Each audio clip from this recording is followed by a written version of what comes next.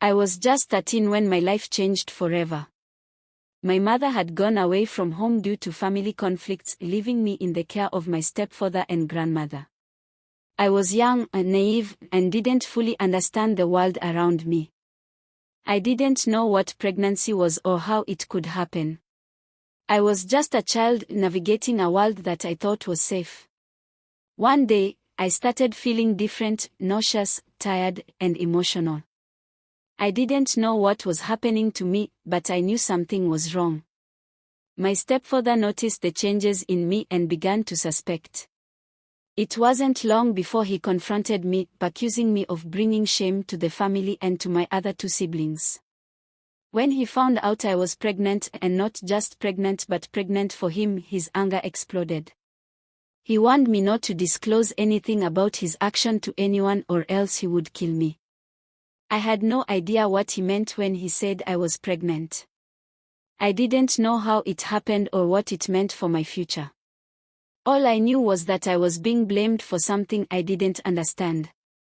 My grandmother joined in, her voice filled with disappointment and anger. They both said I had brought shame to the community, that I was no longer welcome in their home. I pleaded with them, trying to explain that I didn't know what was happening, but they wouldn't listen. They threw me out, and I found myself alone, scared, and with nowhere to go. I wandered for days, trying to figure out what to do next. Eventually, I ended up in a slum, a place I never imagined I'd be. It was there, among the poorest of the poor, that I gave birth to my son. I was still just a child myself, and now I had a baby boy to take care of. I was terrified, but something inside me told me I had to survive, for myself and for my son. I knew I had to be strong, even when the world seemed to be against me. I fought through the pain, the hunger, and the loneliness. Slowly, I began to find my way. I met other women in the slum, women who had gone through similar experiences. They took me in, shared their stories, and helped me find the courage I needed to keep going. They taught me how to care for my son, how to protect him, and how to protect myself. With time, I started to raise my neck high. I refused to let the shame others tried to place on me define who I was. I realized that I wasn't the only one who had been through this, that there were many other girls and young women who had been abandoned, shamed, and left to fend for themselves.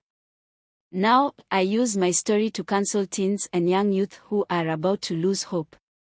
I tell them that no matter what they've been through, they can survive, they can fight, and they can rise above it all. I teach them that they are strong, that they have value, and that their past does not define their future. I have become a voice for the voiceless, a beacon of hope for those who feel lost. My son is growing up in a world where he knows his mother is a fighter, someone who refused to let the world break her. And every day, I look at him and remember the journey we've been on together, the struggles we've overcome, and the strength we've found in each other. My story isn't just about survival, it's about empowerment, resilience, and the unbreakable bond between a mother and her child. It's about showing the world that no matter how young, naive, or broken you may feel, you have the power to rise above it all and create a future filled with hope and purpose.